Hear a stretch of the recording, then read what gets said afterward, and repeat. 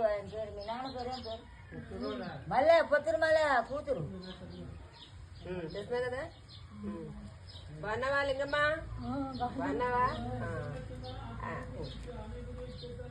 అయితే అండి ఇంకో గేలం పండక్కి ఇలా వేసుకుంటారు. మాకు పండక్కి ఏంటంటే ఇలా గేలం వేసుకొని వస్తారనమాట. భరతం ఇవ్వండి అంటారు. భరతం అంటే ఇక్కడ మామూలు అనమాట, పండగ మామూలు. పండగ మామూలునే మాకు భరతం ఇవ్వండి అంటారు. ఇలా వచ్చిన వాళ్ళందరికీ కూడా ఎంతో కొంత చేత పెడితే వాళ్ళు హ్యాపీగా ఫీల్ అవుతారు. అలాగా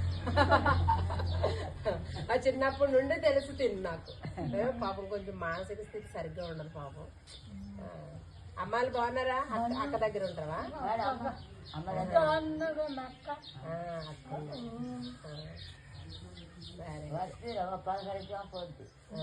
అమ్మకు బాగా అమ్మమ్మ ఇద్దరు ఊరెళ్ళి వాళ్ళు చూసారు. అలాగే ఉన్నది లెక్క అవి ఇచ్చారు. అమ్మమ్మనే అది వెళ్ళి వాళ్ళు ఇప్పుడు అమ్మమ్మ పోయింది ఇంటికి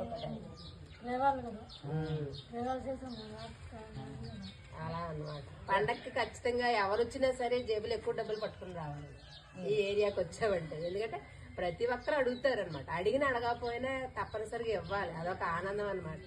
భరతం పండగ భరతం పడతా ఉంటారు కదా, అలా కాదు. భరతం అంటే ఇక్కడ పండగ మామూలు అని అర్థం. ఎవరైనా సరే ఇంకా అడగకుండా ఇచ్చేయాల్సిందే.